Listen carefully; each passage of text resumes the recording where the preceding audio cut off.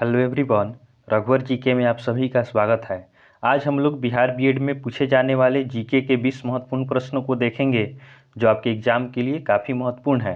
तो आप वीडियो को अंत तक देखें और वीडियो पसंद आए तो चैनल को सब्सक्राइब जरूर करें।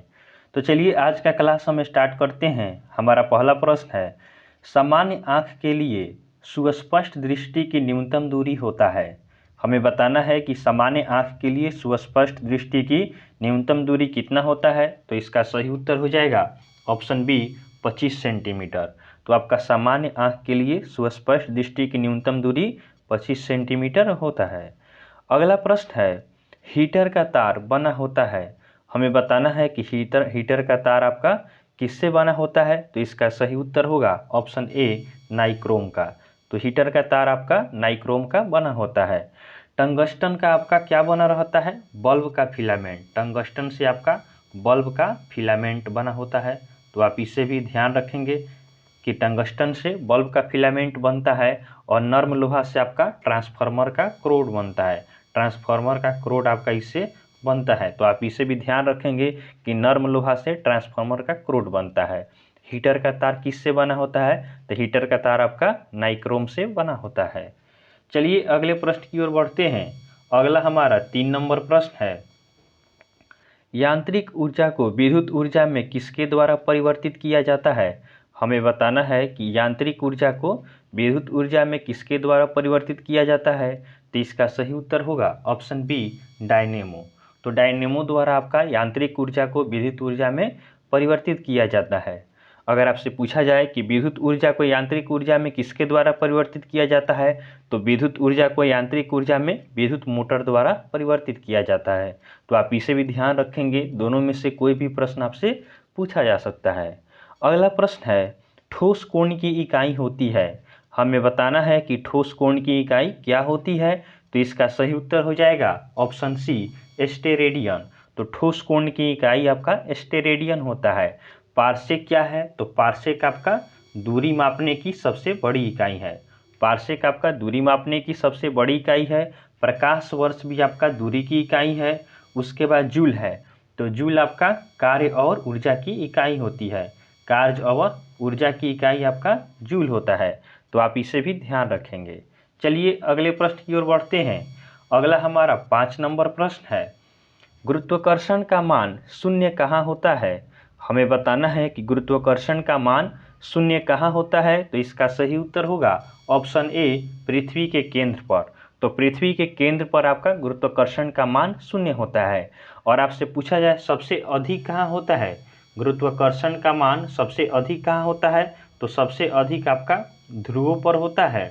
और सबसे कम कहाँ होता है, तो सबसे कम आपका भूमध्य रेखा पर होता है। तो आप इससे भी ध्यान रखेंगे कि सबसे अधिक आपका ध्रुवों पर होता है और सबसे कम आपका भूमध्य रेखा पर होता है। और हमारा प्रश्न था कि गुरुत्वाकर्षण का मान शून्य कहाँ होता है। तो गुरुत्वाकर्षण का मान शून्य पृथ्वी के केंद्र पर, अधिकतम आपका ध्रुव पर और सबसे कम भूमध्य रेखा पर होता है। चलिए अगले प्रश्न की ओर बढ़ते हैं। अगला हमारा 6 नंबर प्रश्न है, दीर्घ दृष्टि दोष को दूर करने के लिए किस लेंस के चश्मे का प्रयोग किया जाता है। हमारा प्रश्न है कि दीर्घ दृष्टि दोष को दूर करने के लिए किस लेंस के चश्मे का प्रयोग किया जाता है। तो इसका सही उत्तर होगा ऑप्शन बी उत्तल लेंस। तो दीर्घ दृष्टि दोष को दूर करने के लिए हम उत्तल लेंस के चश्मे का यूज करते हैं। अगर आपसे पूछा जाए कि निकट दृष्टि दोष को दूर करने के लिए किस चश्मे का यूज किया जाता है, तो इसमें हम अवतल लेंस का यूज करते हैं। तो आप इसे भी याद रखें। अगला प्रश्न है, वायुमंडलीय दाब को किसके द्वारा मापा जाता है। हमारा प्रश्न है कि वायुमंडलीय दाब को किसके द्वारा मापा जाता है। तो इसका सही उत्तर हो जाएगा ऑप्शन सी बैरोमीटर। तो वायुमंडलीय दाब को हम बैरोमीटर से मापते हैं। अगले प्रश्न की ओर बढ़ते हैं। अगला हमारा 8 नंबर प्रश्न है, वर्षा की छोटी छोटी बूंदें किस कारण से गोल होती है। हमें बताना है कि वर्षा की छोटी छोटी बूंदें किस कारण से गोल होती है। तो इसका सही उत्तर हो जाएगा ऑप्शन डी पृष्ठ तनाव के कारण। तो वर्षा की आपकी बूंदें गोल किस कारण से होती है। तो पृष्ठ तनाव के कारण आपका वर्षा की छोटी छोटी बूंदें गोल होती है। अगला प्रश्न है, ध्वनि किस प्रकार का तरंग है। हमें बताना है कि ध्वनि किस प्रकार का तरंग है, तो इसका सही उत्तर होगा ऑप्शन ए अनुदैर्ध्य तरंग। तो आपका ध्वनि किस प्रकार का तरंग है, तो ध्वनि आपका अनुदैर्ध्य तरंग है। अगर आपसे पूछा जाए कि प्रकाश किस प्रकार का तरंग है, तो प्रकाश आपका अनुप्रस्थ तरंग होता है। प्रकाश किस प्रकार का तरंग है, तो प्रकाश आपका अनुप्रस्थ तरंग है। और ध्वनि किस प्रकार का तरंग है, तो ध्वनि आपका अनुदैर्ध्य तरंग है। तो आप इसे भी ध्यान रखेंगे, दोनों में से कोई भी प्रश्न आपके एग्जाम में पूछा जा सकता है। चलिए अगले प्रश्न की ओर बढ़ते हैं। अगला हमारा 10 नंबर प्रश्न है, लालटेन की बत्ती के तेल का ऊपर चढ़ना तथा ब्लॉटिंग पेपर का स्याही सूखना का कारण है। हमें बताना है कि लालटेन की बत्ती के तेल का ऊपर चढ़ना तथा ब्लॉटिंग पेपर का स्याही सूखने का कारण क्या है, तो इसका सही उत्तर होगा ऑप्शन बी केशिकत्व क्रिया। तो केशिकत्व क्रिया के कारण आपका लालटेन की बत्ती के तेल का ऊपर चढ़ता है तथा ब्लॉटिंग पेपर का स्याही सूखता है। तो आप इसे याद रखेंगे।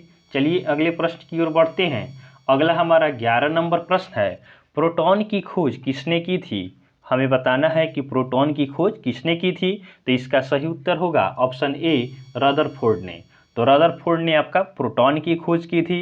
इलेक्ट्रॉन की खोज किसने की, तो इलेक्ट्रॉन की खोज आपका सर जे थॉमसन ने किया था। तो इलेक्ट्रॉन का खोज किसने किया, तो इलेक्ट्रॉन का खोज सर जे थॉमसन ने किया। और आपसे पूछा जाए न्यूट्रॉन का खोज किसने किया, तो न्यूट्रॉन का खोज आपका जेम्स चैडविक ने किया। तो न्यूट्रॉन का खोज आपका जेम्स चैडविक ने किया। हमारा प्रश्न था कि प्रोटॉन का खोज किसने किया, तो प्रोटॉन का खोज आपका रदरफोर्ड ने, इलेक्ट्रॉन का खोज सर जे थॉमसन ने और न्यूट्रॉन का खोज जेम्स चैडविक ने किया। अगला प्रश्न है, मराठा साम्राज्य के संस्थापक कौन थे। हमें बताना है कि मराठा साम्राज्य के संस्थापक कौन थे, तो इसका सही उत्तर होगा ऑप्शन बी शिवाजी। शिवाजी आपका मराठा साम्राज्य के संस्थापक थे। अगले प्रश्न की ओर बढ़ते हैं। हमारा अगला प्रश्न है, 1857 ईस्वी में क्रांति के समय भारत का गवर्नर जनरल कौन था। हमें बताना है कि 1857 ईस्वी के क्रांति के समय भारत का गवर्नर जनरल कौन था, तो इसका सही उत्तर हो जाएगा ऑप्शन डी लॉर्ड कैनिंग। तो लॉर्ड कैनिंग आपका 1857 के क्रांति के समय भारत का गवर्नर जनरल था। अगला प्रश्न है, संस्कृत व्याकरण के जनक कौन है। हमें बताना है कि संस्कृत व्याकरण के जनक कौन है, तो इसका सही उत्तर हो जाएगा ऑप्शन सी पाणिनि। तो पाणिनि आपका संस्कृत व्याकरण के जनक है। चलिए अगले प्रश्न की ओर बढ़ते हैं। अगला हमारा 15 नंबर प्रश्न है, सरहुल किस राज्य का लोक नृत्य है। हमें बताना है कि सरहुल किस राज्य का लोक नृत्य है, तो इसका सही उत्तर हो जाएगा ऑप्शन ए झारखंड। तो सरहुल आपका झारखंड का लोक नृत्य है। अगले प्रश्न की ओर बढ़ते हैं। अगला हमारा 16 नंबर प्रश्न है, अंतर्राष्ट्रीय साक्षरता दिवस कब मनाया जाता है। हमें बताना है कि अंतर्राष्ट्रीय साक्षरता दिवस कब मनाया जाता है, तो इसका सही उत्तर हो जाएगा ऑप्शन बी 8 सितंबर। तो 8 सितंबर को आपका अंतर्राष्ट्रीय साक्षरता दिवस मनाया जाता है। 14 सितंबर को आपका हिंदी दिवस मनाया जाता है। 14 सितंबर को हिंदी दिवस मनाया जाता है। उसके बाद आपका 16 सितंबर है, तो 16 सितंबर को आपका ओजोन परत संरक्षण दिवस मनाया जाता है। ओजोन परत संरक्षण दिवस आपका 16 सितंबर को मनाया जाता है। उसके बाद है 21 सितंबर। तो 21 सितंबर को आपका विश्व शांति दिवस मनाया जाता है। 21 सितंबर को आपका विश्व शांति दिवस मनाया जाता है। तो आप इसे भी ध्यान रखेंगे कि 21 सितंबर को विश्व शांति दिवस, 16 सितंबर को ओजोन परत संरक्षण दिवस, 14 सितंबर को हिंदी दिवस और 8 सितंबर को आपका अंतर्राष्ट्रीय साक्षरता दिवस मनाया जाता है। अंतर्राष्ट्रीय साक्षरता दिवस आपका काफ़ी इम्पोर्टेंट है, आप इसे जरूर याद रखेंगे। चलिए अगले प्रश्न की ओर बढ़ते हैं। अगला हमारा 17 नंबर प्रश्न है, विश्व व्यापार संगठन अर्थात WTO का मुख्यालय कहाँ स्थित है। हमें विश्व व्यापार संगठन का मुख्यालय बताना है, तो इसका सही उत्तर होगा ऑप्शन ए जेनेवा। तो जेनेवा में आपका विश्व व्यापार संगठन का मुख्यालय है। अगला प्रश्न है, भारत का राष्ट्रीय चिन्ह है। हमें बताना है कि भारत का राष्ट्रीय चिन्ह कौन सा है, तो इसका सही उत्तर होगा ऑप्शन डी अशोक स्तंभ। तो अशोक स्तंभ आपका भारत का राष्ट्रीय चिन्ह है। वाटर लिली आपका बांग्लादेश का राष्ट्रीय चिन्ह है। वाटर लिली आपका बांग्लादेश का राष्ट्रीय चिन्ह है। उसके बाद चांद तारा है, तो चांद तारा आपका तुर्की का है। चांद तारा आपका तुर्की का राष्ट्रीय चिन्ह है। और ईगल आपका स्पेन का। तो आप इसे भी ध्यान रखेंगे। चलिए अगले प्रश्न की ओर बढ़ते हैं। अगला हमारा 19 नंबर प्रश्न है, सर्वाधिक निर्वाचन संख्या का देश है। हमें बताना है कि सर्वाधिक निर्वाचन संख्या का देश कौन सा है। तो इसका सही उत्तर हो जाएगा ऑप्शन ए भारत। तो भारत आपका सर्वाधिक निर्वाचन संख्या वाला देश है।